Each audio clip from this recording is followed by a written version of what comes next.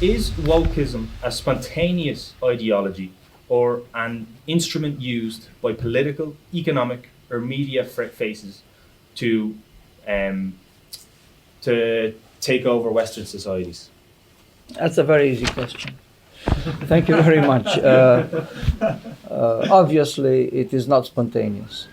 But firstly, please let me say that woke is not worldwide. Thank God, woke is not has not spread everywhere in the world. I don't think there is any woke in many continents, in Africa, in Asia, in I don't know, South America perhaps. Woke is only in the Western society. Yes. And the aim, like you said very correctly, is to destroy the foundations of Western civilization. So it is a deliberate ideology, it is an instrument, like you said very correctly, not spontaneous. The goal is to tear down, to bring down the very Western society, the Western civilization, which was born in Europe. Let's be honest. So this is a Christian society. We are living in a Christian ethos. European civilization was built on Greek foundations, Roman, Latin foundations, Christian foundations, obviously, and went on during the Middle Ages, which was a great period, then the Renaissance, the Enlightenment. All of this the woke wants to destroy. So they want to bring down these crazy militants. They want to destroy all the civilization. They have a hate against Christianity, first of all. Let me quote one of their ideologists. There are some sacred texts for the woke. One of them is Ibram Kendi. Ibram Kendi wrote, for example, books like How to Raise an Anti-Racist. Ibram Kendi says racism is a cancer. And it is incurable, it's never going to disappear, it's never going to go away. The white man is guilty by definition. The white man, heterosexual, Christian, is by definition guilty of colonialism. There is a whole list of labels that they put: sexism, racism, ethnocentrism, fascism, homophobia, Islamophobia, extremism, machismo, virilism, discrimination, slavery, colonialism. Every istanism in the book. Yes, all these we are guilty of. We are white, we are men, by definition, we are Christian, we are guilty. And I will say, it's not racism that is a cancer, it's woke that is a cancer.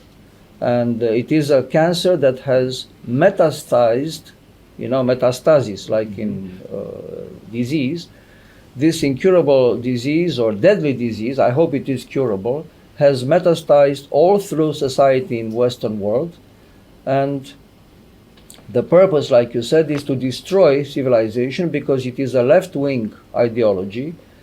I come from Romania. We had communism. We did experience communist left-wing dictatorship. We lived a totalitarian experience half a century. We know what it is. You don't. The West generally does not have this experience, does not have the antibodies to fight this disease.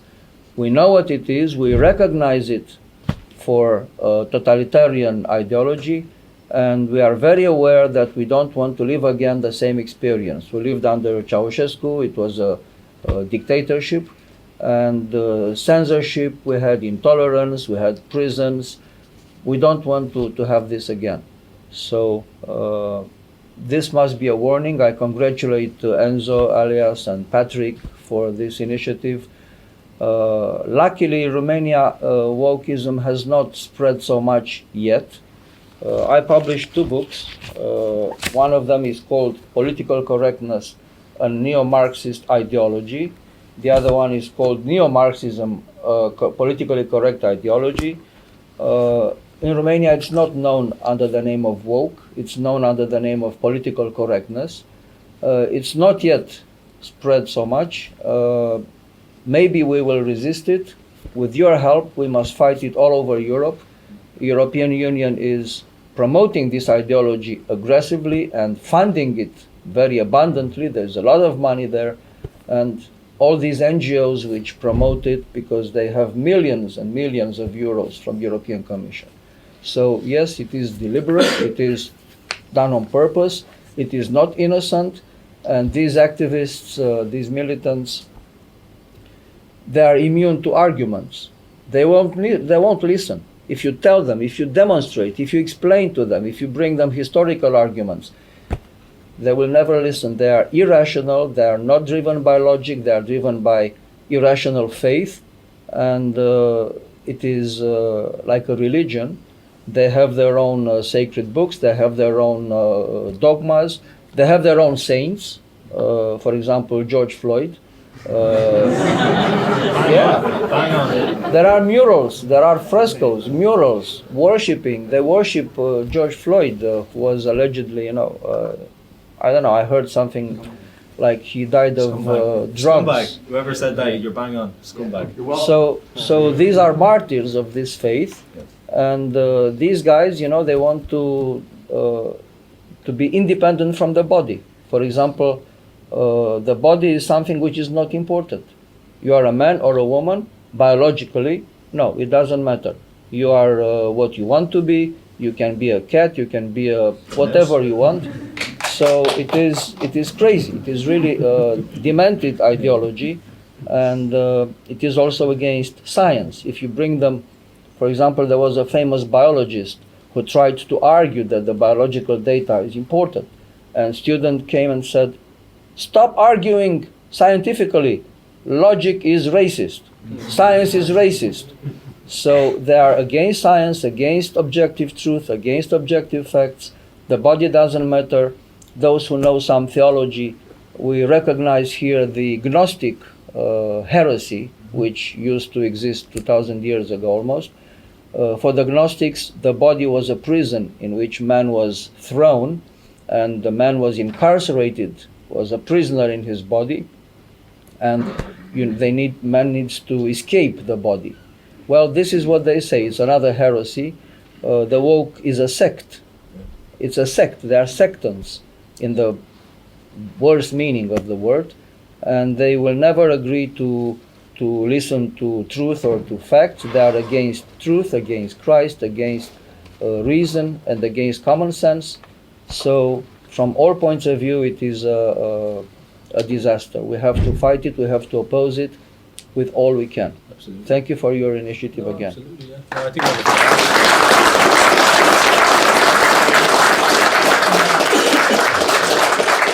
I think it also highlights the European cooperation that's kind of necessary, like getting these views from people who have lived under the likes of communism and stuff. Like, we don't have that here. We don't have that. We didn't have communism. We had the British Empire, which was a totally different kettle of fish. But anyway, same question, but for yourself, Secretary of the Interior. Do you want me to read it out again? I will do the work. First of all, let me say that my current position is I'm a spokesperson for the political party Niki. I'm very happy to be here. This is my first time in Ireland. In Greece, we are very fond of the Irish people. We somehow call them that they are the Northern Greeks. We have many commons. What the Greek was, the ancient world, the Gaelic. We have many commons, of course not the weather, but I see that we both adore dark green. In Greece we call it Cyprus green. It was one of our imperial colors in the Byzantine Empire. We also are very fond of the same saint, Saint Patrick, Saint Patricios in Greece. They say he has banished the snakes from Ireland, and there is a snake in Ireland. There's a snake in Europe right now, and with the help of Saint Patrick, I think we will banish it. So it was an honor to be here, to have me here. I have prepared a very small thesis. It's about 200 words. I think that it would promote the discussion if I could read it. It goes very well with what Mr. Andrei said before. So, the ancient Greek historian Thucydides, I guess we all know him, in his work The Peloponnesian War, describing the decline of morals in the societies of the opposing powers, among other things, pointed out that the corrupt political powers of the time, this is his exact words, in order to justify their actions, even changed the meaning of words. So, yes, I think that for a decade now, the term woke is just another symptom that indicates that our morals in our society, European, in the Western civilization society, are not so healthy.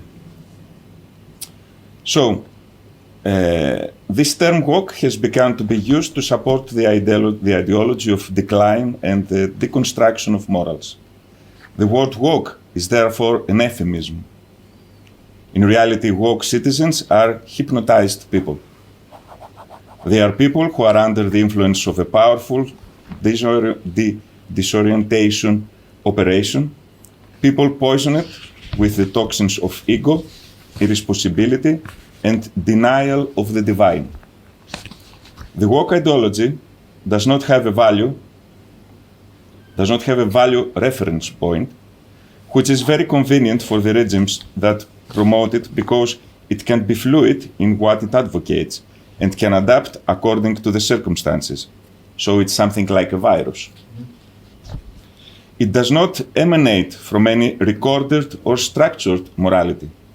For us Christians, our value system is founded on the Old and the New Testament.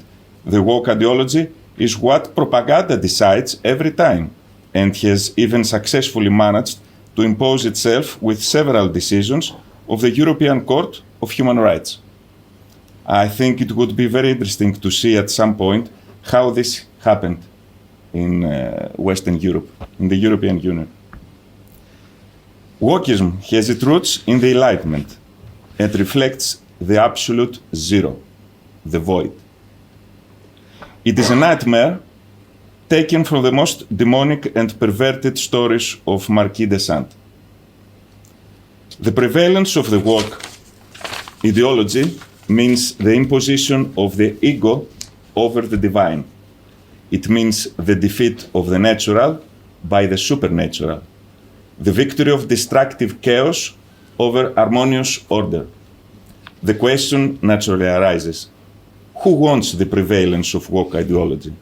The answer is easily found through the answer to the parallel question, who benefits from the prevalence of the woke ideology? The loss of national, religious, and biological identity favors, first of all, globalization. People without identity are obedient and cooperative servants and clients of multinational corporations, NGOs, and interests. These people cannot be citizens who defend their rights, and therefore they cannot be guardians of democracy, but only a mass that is led and behaves according to the will of global power. Whatever the new world order envisions and desires for humanity, woke ideology can prepare. Allow me also to add a more spiritual dimension to the issue. It was mentioned by the former speaker. I have already mentioned that wokeism desires the imposition of the ego over the divine. So I think that the eternal battle between good and evil, in this battle, woke ideology is perhaps the most dangerous and destructive weapon. So yes, those who fight against God want woke ideology. The days we live in are critical. Humanity is on the brink of a precipice that could easily lead to a new devastating world war or a doomed mutation of humankind, or both. At the same time, however, there are also optimistic messages. It's very hopeful to see all these young people. Congratulations, Patrick. They're making it. It's very important to be able to speak to the hearts of young people, because young people are the hope. So here's the hope of Ireland.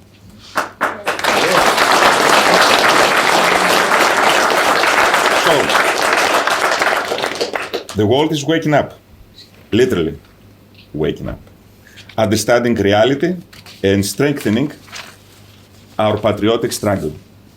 The situation is changing, although difficult battles, sacrifices, and bitternesses still await us. But with God's help, we will win. Thank you.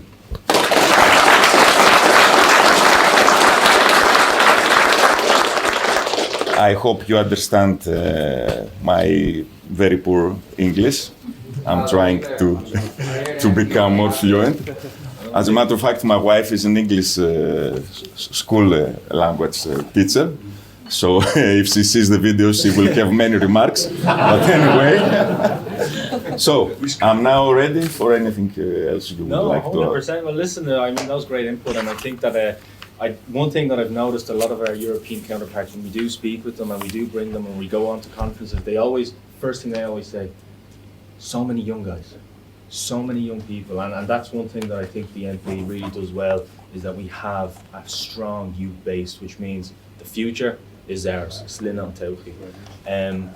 Now we'll go on to John, right? John's a member of the youth wing, so one of our guys. Do you want me to read out the question again? Go ahead. Grant. So the question 1, is wokeism a spontaneous ideology or an instrument used by political, economic or media forces to reshape Western societies or take over Western society? Well, to put it simply, it's a cancer of the Western mind, and it's a principle based completely on victimhood, that you have to make a victim of every individual. Every individual who believes in wokeism has to be a victim of some sort. And it's like a religion where they don't really have a god other than themselves, but they do have a devil, and the devil to them is the straight white man. The reason why the straight white man is the devil to them is because the straight white man is functional to the West, and the aim of wokeism is to have a dysfunctional West. That's the end goal of the entire ideology. So basically the only way to combat that is for us to be firm in our principles and firm in who we are, and say, we're not going to play into your game of what wokeism is. They have a system where they need everyone to be a victim. No one can be a victor. So our thing is we have to be victors. We have to stand up and say, this is what we are saying. We're not going to follow this new moral spectrum which they based around things like racism and equality and all these things, and that equality is a central aspect of all things good.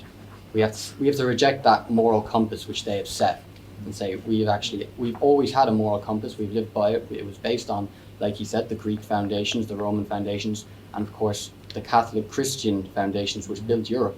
And we're going to still keep on living by those standards and not accept this new one which is built to drag us down.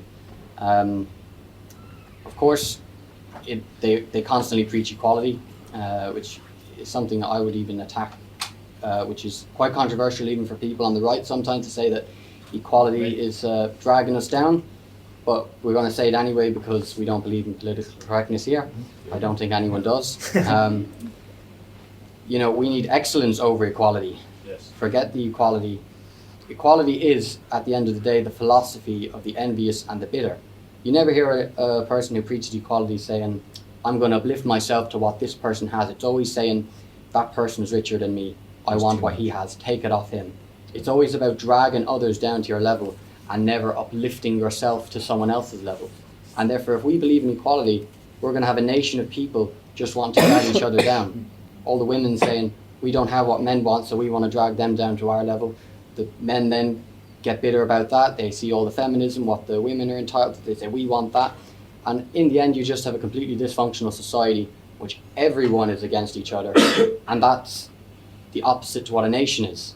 So a nation is built on family values, family principles. The nation basically is the extended family. And that's why wokeism is such an attack on the family. And that's why they're completely against the straight white man. And they're against the unity between man and women. Because the love between a man and woman is the foundation of a nation. It's the foundation of a nation. That's where the family comes from. And the family, as I said, the nation is the extended family. So wokeism, its end goal really is the destruction of the family unit. The destruction of the family unit then follows the destruction of the nation and the destruction of the entire Western civilization. That was a great answer. That was a really good answer. John was definitely memorising in front of the mirror last night. I need to get this drilled into my head, man. Good stuff. It came from the heart. Yeah, it came from the heart. It's been in for me for a long time. Had to be said. Great stuff. We move on to the next question, right? Question 2. So we'll start again with you, Mr. Andrei. How does this ideology weaken the pillars of European civilization, such as family, nation, cultural heritage? I will speak about the instruments that the woke are using. One is the gender theory, another one is intersectionalism. You know the theory of intersections. So, and the other one is the attack on science, which I mentioned. For example, to be a white or straight heterosexual Christian male, native in a Western country, and means to be at the intersection of several types of guilt. Guilty identities, which mean you are irredeemably guilty and liable to social death and even perhaps physical death. And we saw that the wokes are not stopping at any violence, even murder. They assassinated Charlie Kirk. So they don't stop, they will even go as far as killing somebody for their beliefs. So this kind of intersection means that, for example, they call males has to have toxic masculinity. It conjugates with the guilt of being white, therefore guilty of colonialism and not being LGBTQ. So this intersection means that a white straight male is a monster that must be exterminated socially and even biologically. In mirror image, woke intersectionalism unites multiple discriminations that converge, articulating into multiple identities that must benefit from endlessly multiplied positive discrimination. For example, a lesbian woman or a trans or queer woman of black race who is perhaps Islamic and maybe also an illegal immigrant with no education at all, becomes like you said, a victim, an emblematic victim who deserves a priorically to receive a scholarship of merit in any big, great university, or to be hired for any position in a big company or by the state, by virtue of this vulnerable, privileged status. So intersectionalism means that at the same time, she is benefiting from several types of privileges. The wokes claim that Western society is structurally racist, androcentric, phallocratic, that means the rule of the penis, and transphobic. So they must be demolished. This society must be demolished entirely, along with its cultural, religious, familial, political, national identity, even a scientific heritage. If, let's say, the Enlightenment generated the current racist, capitalist, machist, imperialist order, down with the Enlightenment. If modern science was born in the West and has been an accomplice, they say, with this order, down with science. If rationalism has generated colonialism, down with reason, long live irrational absurdity. If the family is formed by man and woman, then let the family disappear. They want family to disappear. When the gays are saying they want to have the right to marry, it's not the right to marriage that they want. They actually want to blow up, to destroy the definition of traditional family, because if a family can be made of 2 men, 2 women, 6 women, 3 men and a dog and so on, then the family loses its meaning. So they want the family to disappear completely. They want to destroy this basic institution. If abortion is a crime, as we say, then they say long live infanticide, baby murder. Death to conservatives, of course, like we saw in the case of Kirk. And above all, if Christianity has been the operating system of European civilization and its American extension and the origin of its values, death to Christianity.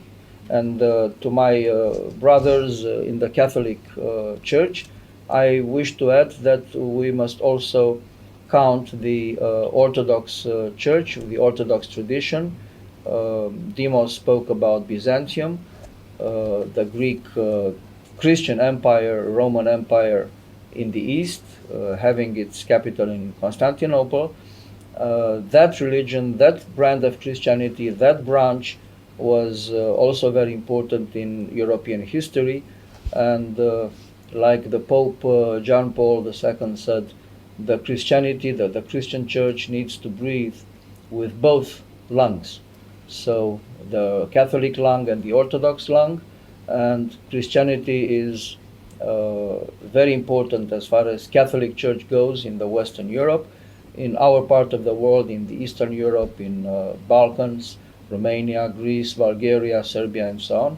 We have this other kind of Christianity which is also very much alive, and we need very much the Church to be on our side in this fight. Ireland has a wonderful Catholic tradition, and I'm sure that Ireland, like Patrick said, is still strong, and we together we shall prevail in this fight against this madness, this cancer, which is woke. Thank you.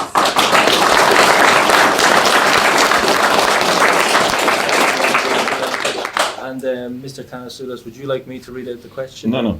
It's okay. I will speak complementary to what Andrei has said.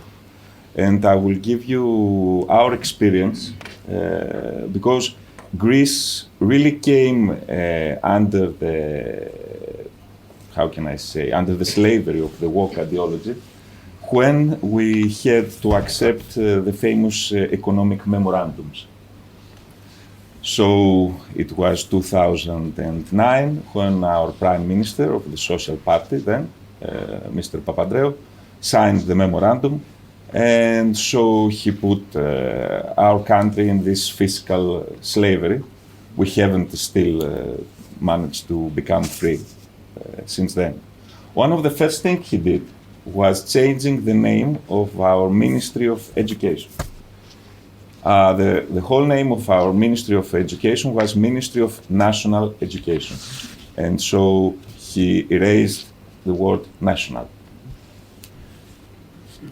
Almost all the books were changed, and there was a big international conference founded by the Greek government where scientists from all over the world came, and they spoke about identities in educational system. And what they said is that identities is a very bad thing, because we have a young toddler, he comes into the national educational system, and there he gains a religious identity, he becomes a Christian, he gains a national identity, he learns about the history, the traditions of his country, and he also gets a gender identity. So this is very bad. What I say now is what the speakers said.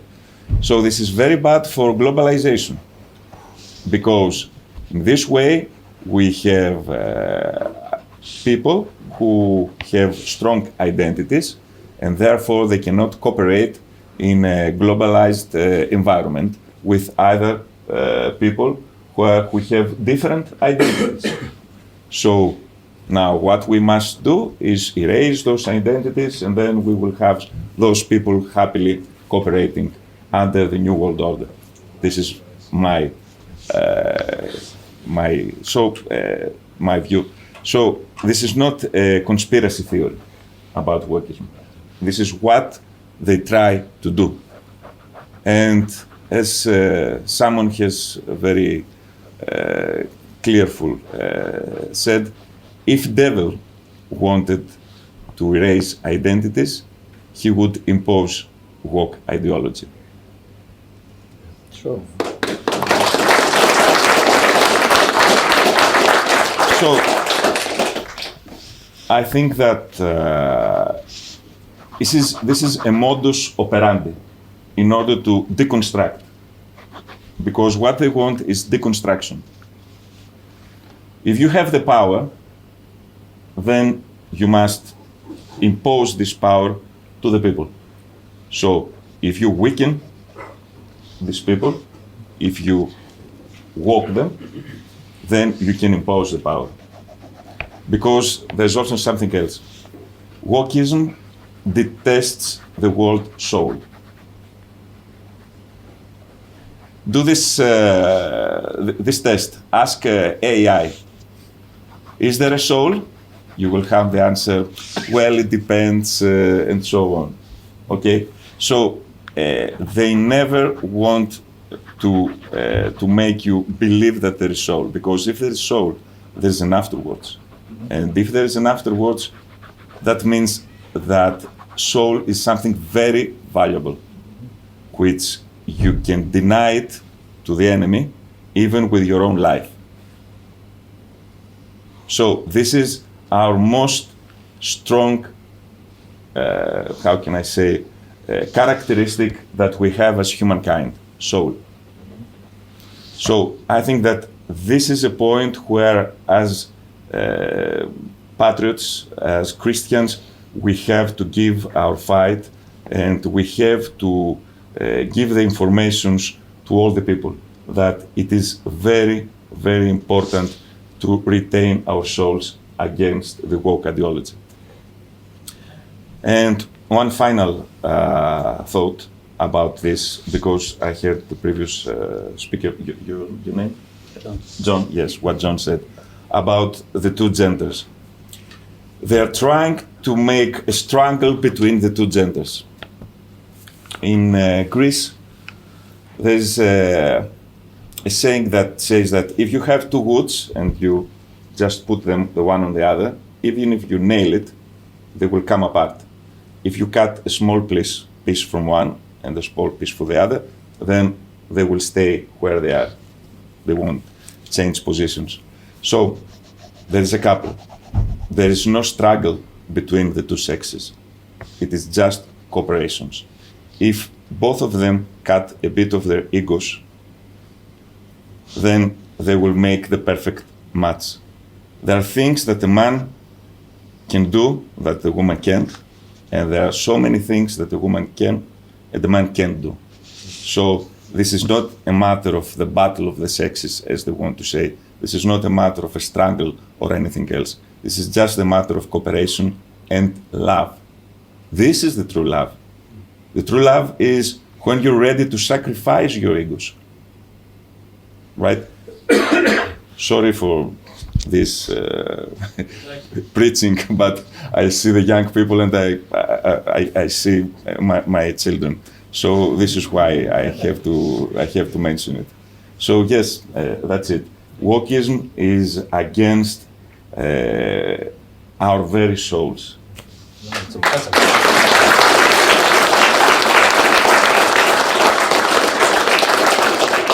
I think Mr. Thanasoulas is very bang on there, especially what motivates us at the end of the day is love for our country, love for our people, love for our culture and heritage. That's what motivates us, love for our family.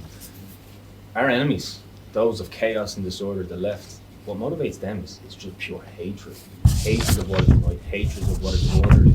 And so I think that was a very nice, that was a very good answer.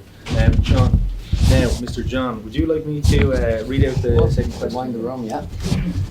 How does this ideology weaken the pillars of European civilization, such as family, nation, culture, and heritage? First of all, through weakness of trying to force weakness within us, within our families, first of all, but also within ourselves through this blind preaching of tolerance all the time, that everyone in the West must be so tolerant of everything. The thing about tolerance is that although it's it's kind of ingrained into everyone's mind now that tolerance is supposedly a virtue. Tolerance is the acceptance of something that's by default bad. Because you don't tolerate a good thing. You tolerate a bad thing. If it's a good thing, you accept it. So even the name alone, tolerance, is saying you need to accept something harmful to you. So when they tell us we need to be tolerant, what they're really saying is you have to put up with us walking all over you, basically. And you have to put up with us degenerating your nation and your way of life. So yeah, it's all from within, and then it comes from tolerance that you have to tolerate just tolerate that your daughter got raped because she tried to catch a bus. Just tolerate that the schools are telling your son that it's normal for him to chop off his penis and change gender. Just tolerate everything. And the solution to that, the way we counter that, is saying no, we're not tolerating anything that you say. We're going to live by our own principles, as I said before. But yeah, What was the basic- recent referendum? Hmm? What was the recent referendum? Taking over the Constitution. Exactly, the same thing again. It's destructing the family. The family is the center of every nation. It's the center of all the strength of a nation. Father as the provider and protector of the family and the nation. Mother as the heart of the family and nation. And child as the future of the family and the nation. Without these things, it dies. And that's why they hate the idea of family unity so much, because a strong family means a strong nation. If you have many children, then it doesn't matter what happens in your government, no matter if it gets corrupt or whether it gets overthrown, whatever happens in your government, power can shift. But if there's family and there's a continuation of the next generation, then the nation continues on anyway. And even if you can't win it back in this generation and take power in this generation, the next generation will do it. So a nation doesn't live from one government to the next, it lives from one family to the next, from father to son, mother to daughter. That's how a nation is actually passed on. And of course, the state is only another irrelevant part of the nation that is to be controlled by someone. And of course, that's why woke ideology doesn't really focus on policy or what we need in government or anything like this, because at the end of the day, they win government and they win power. They could no longer be woke, because then they're the ones who are rulers, and if you're the ruler, how can you possibly be the victim? You have no one to blame for all your problems, and wokeism really relies on being able to blame other people for their problems. So that's why wokeism focuses on destroying the family, destroying the minds of individuals, to make us focus on things that are going to degenerate us instead of uplift us and save us in the long run from complete destruction and complete extinction as a people. So,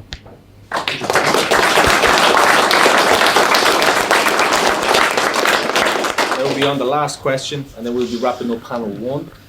So, Senator Dirlau, if I can ask you, what concrete strategies can European societies put in place to resist this ideology and reaffirm their traditional values? That's a difficult question. We need a strategy. It is, first of all, that we need to disclose, to reveal, to speak openly and call things by their names. We have to tell everyone what this is. This is an ideology. It has nothing to do with what they claim it to be. It is a crazy ideology which needs to be, first of all, exposed. This is the basic start for any strategy. Dimos spoke about AI and about the soul. Young people are very fascinated with technology. And it has been said that, in fact, the transgender madness, the transgender woke ideology, goes hand in hand with the transhumanist madness. Some of you know about transhumanism, about posthumanism, which promotes the derealization of the world and the dehumanization of man, which man is supposed to be infinitely enhanceable. This is something we have to expose and oppose and fight. For the transhumanists, also, the body does not matter.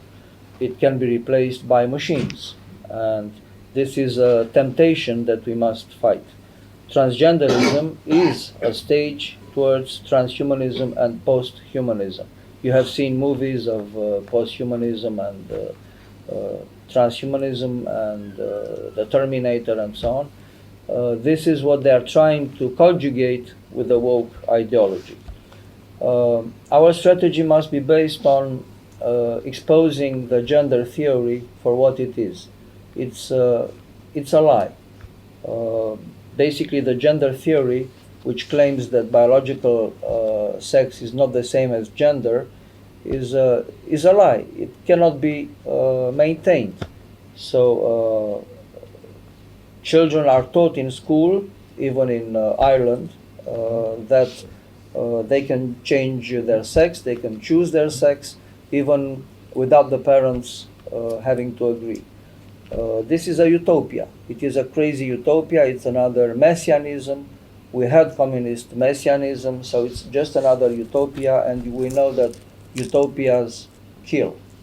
We know utopias are not innocent, and we must fight this madness in which men can be pregnant, women can have penises, children can choose their sex, sex can be changed at will.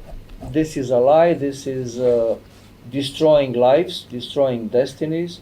Children which perform surgery to change their sex are destroyed for life. They are mutilated. Mutilation is not liberation from the body. So our strategy must rely on speaking the truth, on upholding faith, upholding the faith in God, and especially for the children, they must be explained, they must be taught about these facts. You know, the wokes are trying to demolish all the culture, all the tradition. Aristotle is supposed to have justified slavery. Plato is guilty of having been a white male. Shakespeare was racist. So all this great culture of the world, they are trying to destroy. We must teach this culture, teach the young people the great values of European civilization, of Christian civilization. So education must be part of this strategy. We must promote this culture and faith. We must, like Dimos said, forgive the preaching. Yes, preaching, catechesis is necessary, and we must fight this crazy ideology.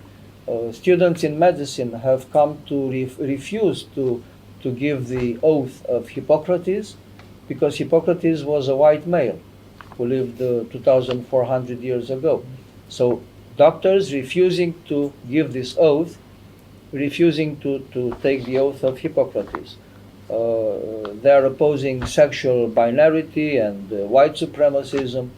No, it's not about white supremacism. It's about each culture having its value. White culture, European culture has value, and we must teach it.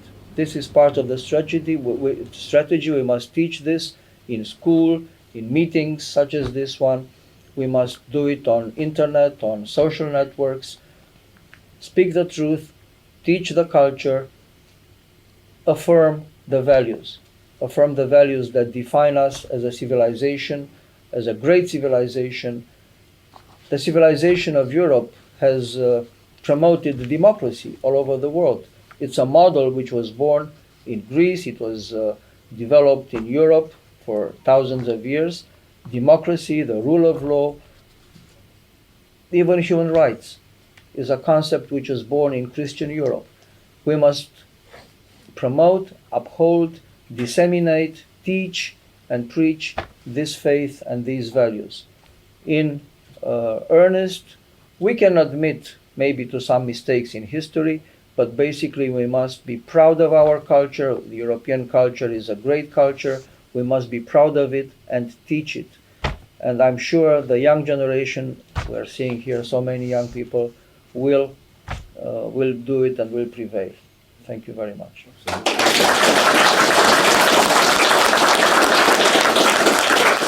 And just to briefly build on that, like I think that's very particularly true for Ireland, because one of our greatest heroes in the 20th century was Patrick Pearse. He took on in the 1916 Rising in the GPO, and he was a teacher. He taught in Scoilena in Rathfarnham. You know, he was the chief, he was the superintendent or whatever of his school. So that education aspect is certainly something that is very important, and our heroes knew this. Their heroes knew this. We're talking about it now. That's the future. So, would you like to build on that as well, would you? Yes. As a matter of fact, Andrei has built the Parthenon, and now I have to do the policing thing. It's a great honor to be with Andrei. He's a very knowledgeable man. So, what Andrei said is that it's very important to have the knowledge. And there's one special knowledge which is vital. This is the knowledge of truth, not anyone's truth, but the objective truth, as Plato had said, the philosopher.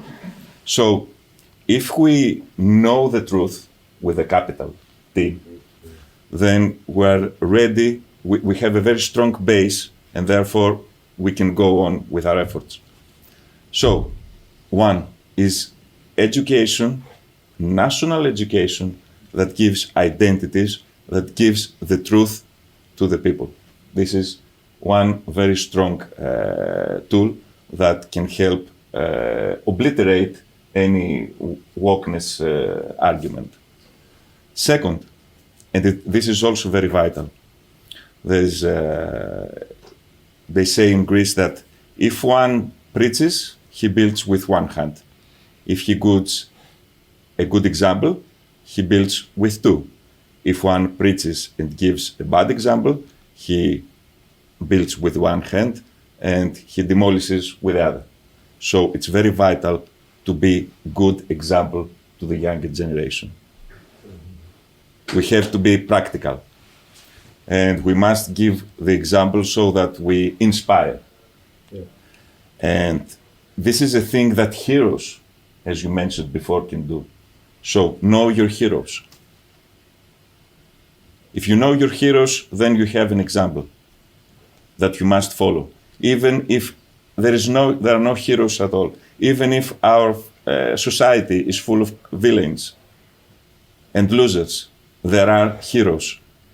These heroes must be put very high. This is what the woke ideology doesn't have. That's why it invents heroes. Imaginary heroes or fake heroes, because they know that they need the heroes in order to impose the woke ideology.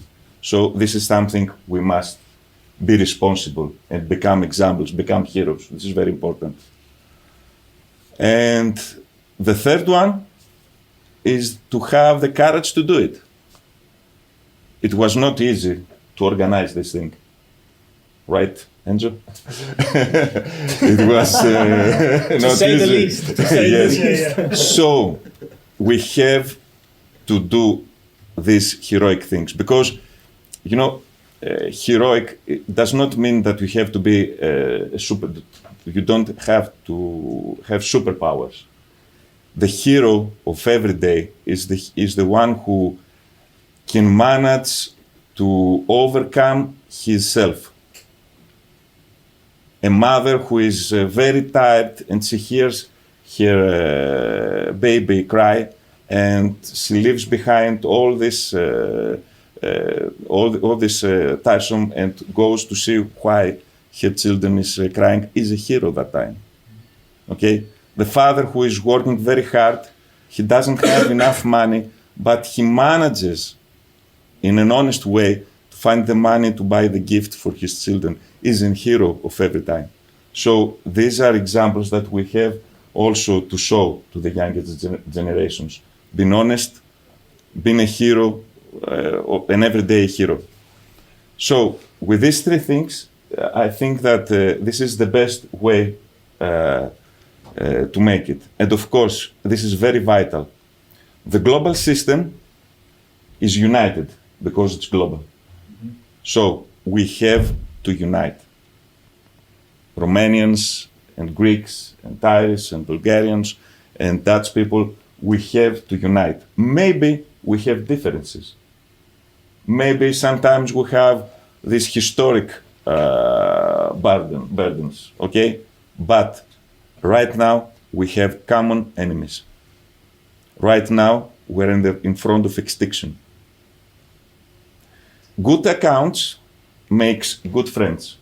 So we have to build a very strong frame and decide to cooperate in this frame. If we cooperate, then we will unite our powers and we will make it, because we have the truth and we have the heroism to do it. That's all.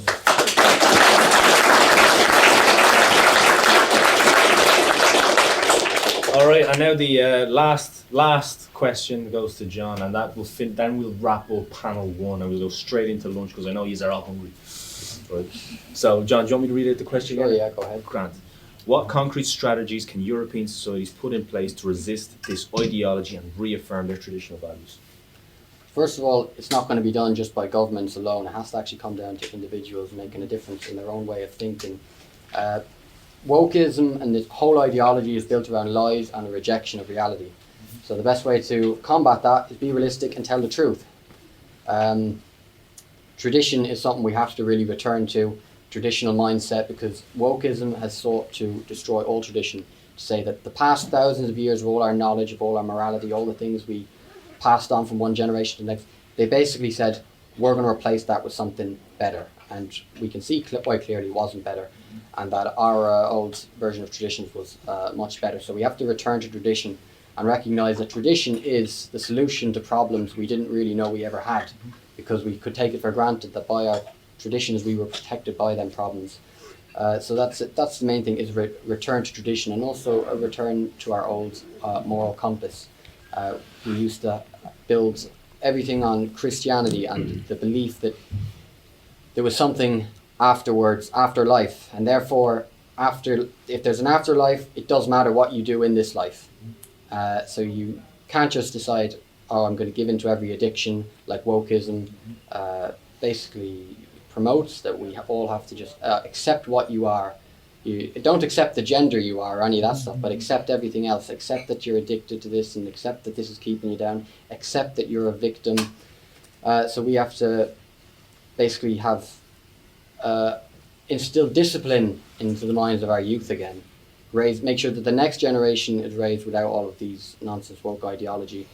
And the way to do that is you raise your own children. You don't let the state raise your children. If we can't get into government and push more, I would say progressive, but I don't like to use that word because it's kind of been hijacked now, but more progressive things that are productive in the minds of students and stuff, if we can't get the government to promote that in the minds, then we have to do it ourselves.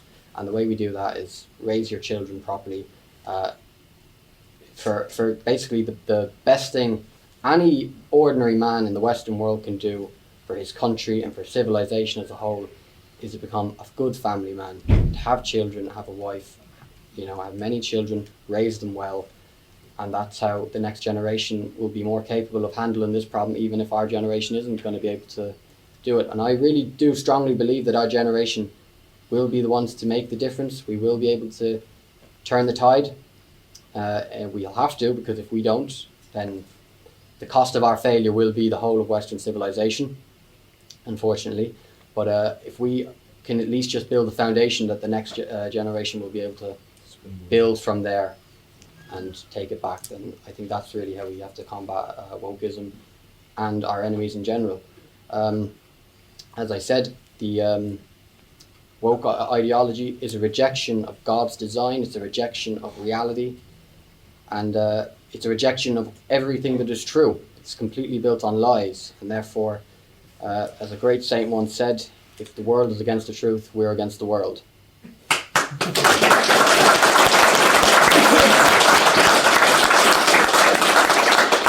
Just before we wrap up panel one, right, there was a quick little last minute change there. If we could bring in Ralph Dekker, former MP for the FVD party in the Netherlands. He just has a little few things to say briefly. Thank you very much. I'm from Forum for Democracy in the Netherlands. we come from a think tank background, so we don't consider ourselves a full-blown political party. We're more than that. The think tank still exists. In 2019, we won the regional elections in the Netherlands from nowhere to the very, very top. And from that moment on, we were the biggest, with the largest number of members. We have 60,000 plus members of the political party in the Netherlands, so that's big. From 2019 on, the media has been trying to isolate us and talk us down and all that. So we are still politically active in Parliament, in all the regional parliaments, but we fell down from very big to relatively small. We have 3 seats now in the National Parliament and also 3 seats in the Senate. Elections are coming up now, and the polls say we are number 5. So five seats, so we're going up again. But we believe in building a network that's wider than just a political party. So apart from this think tank, we set up a publishing company, we set up a food company, and lastly we also set up a school. And that's a bit to add on the discussions earlier. We've been running a small school for 2 years on a commercial basis, which is very difficult because we didn't want to make it extremely posh, expensive school. So we had to try to fund it, which is difficult. And alongside that, we asked for a formal permit in the Netherlands to actually start a school, which is state financed. And to my great surprise, actually, because that's usually we are being worked against by all the formal institutions in the Netherlands. To my great surprise, it was honored. So in September the next year, we are starting a formal school where we have 11 years of subsidy, so we can indeed build from the bottom up. So we start with a prep school with very, very small children, and exactly to do what we were discussing here, to start at the bottom, to organize for children to be raised and to be educated in a normal way, the classical methodologies, no wokeness, no Purple Friday and whatever the craze is nowadays, but a normal school, a classical, slightly conservative school where we can raise the children, because as you've all mentioned, we are convinced that this whole thing is a truly long-term project. So I'll be a school director for the first time in my life, which is a bit strange. And the actual fruits of our endeavor there will be after me, but that's the nice part of it. It's a long-term investment, but that's the way how we, apart from politics, try to make the society in such a way that, well, we all like it and it's what we want it to be. No, Thank you. you.